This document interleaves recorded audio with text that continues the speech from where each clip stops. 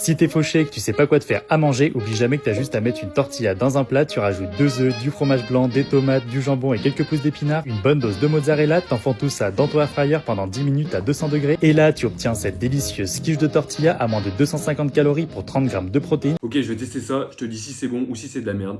C'est parti.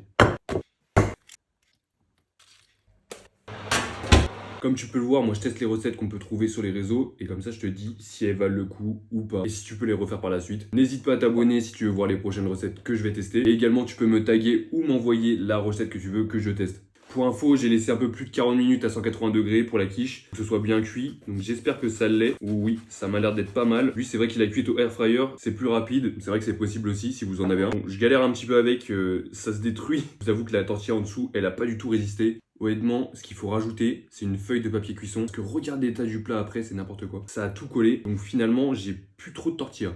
Mais bon, parti, on va quand même tester tout ça.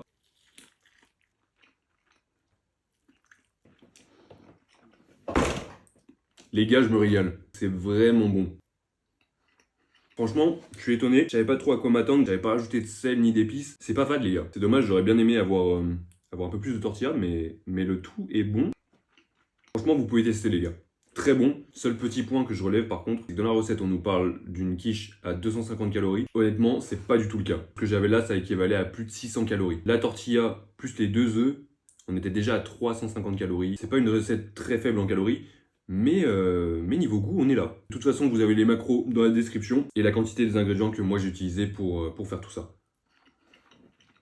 Honnêtement, niveau note, je mettrais un bon 9 à refaire. Vous pouvez tester, dites-moi si vous avez réussi dans les commentaires.